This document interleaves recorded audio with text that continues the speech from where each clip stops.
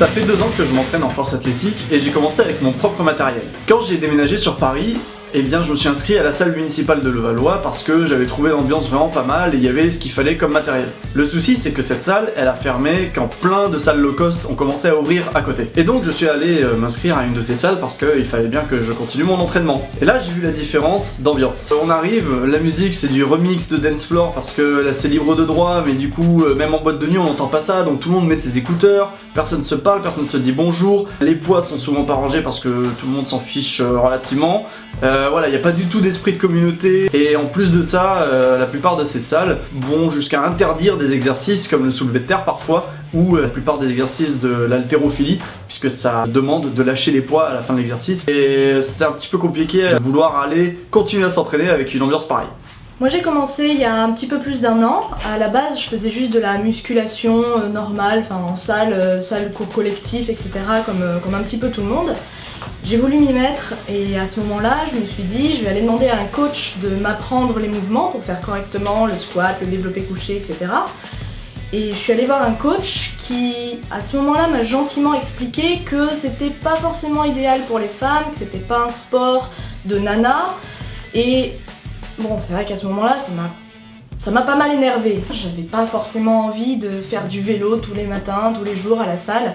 J'avais vraiment envie de me mettre au poids libre parce que j'avais vu notamment des nanas sur Instagram le faire, porter plus lourd parfois que certains hommes et c'est quelque chose qui m'intéressait, que je trouvais vraiment sympa. Donc j'ai commencé à aller à des salles avec du matériel suffisant, mais ça manquait beaucoup de coaching, ça manquait beaucoup de possibilités d'apprendre les mouvements correctement. Avec la STREP, ce que je veux faire aussi, c'est pouvoir proposer un accompagnement correct aux personnes qui ont envie de s'améliorer, aux personnes qui ont envie vraiment d'apprendre et aussi aux nanas qui auraient envie de s'y mettre, comme moi je m'y suis mise et qui adorent ça. Moi ça fait 3 ans que je pratique la musculation et j'ai atteint un niveau assez respectable, dont un record de France au soulevé de terre dans ma catégorie. Donc après avoir discuté avec pas mal de pratiquants de force athlétique comme moi, que ce soit en compétition ou via les réseaux sociaux comme Instagram, on en est venu à un constat en fait, c'est que le matériel en salle de sport traditionnelle n'est absolument pas adapté à la pratique d'un sport de force comme la force athlétique, l'haltérophilie ou même le strongman. C'est-à-dire qu'en salle de sport, si tu fais du soulevé de terre, ta barre va se tordre dès 140 kg, ce qui est impensable en compétition. Les bandes développées couchées sont tout fins. Les sorties de barre sont soit trop hautes, soit trop basses pour l'extrême majorité des gens. Les cages à squat, si elles sont présentes, ne permettent pas de modifier la hauteur des sécurités ou même de la sortie de barre. C'est plein de petits détails, mais qui, accumulés, font vraiment une énorme différence entre le moment où tu es en compétition et le moment où tu es à l'entraînement. C'est pour ça qu'aujourd'hui avec la STREP, ce que l'on veut vous proposer, c'est vraiment un matériel de qualité qui vous permettrait d'aller en compétition si vous le souhaitez et vous ne serez pas étonné de la qualité du matériel une fois sur place. Mais le matériel vous permettra, quoi qu'il arrive, et peu importe vos objectifs, de vous entraîner dans les meilleures conditions possibles.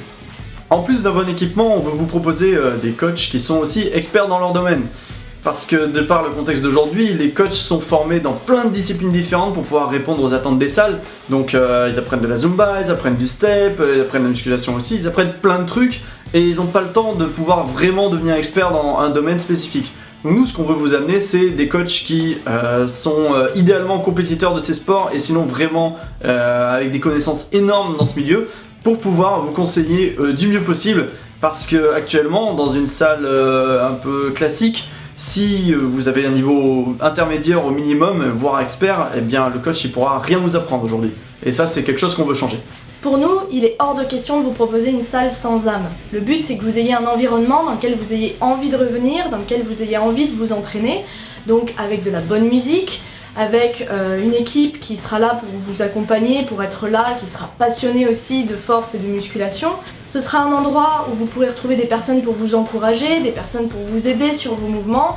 Et au-delà de ça, par exemple, ce sera interdit de ne pas ranger ses poids et de laisser ça en bazar. Donc ce sera vraiment un endroit où vous vous sentirez bien, un endroit pour les passionnés. Cette salle-là, on veut l'ouvrir à Paris ou le plus proche possible avec un accès métro, avec un minimum de 200 mètres carrés pour qu'il y ait tout le matériel possible.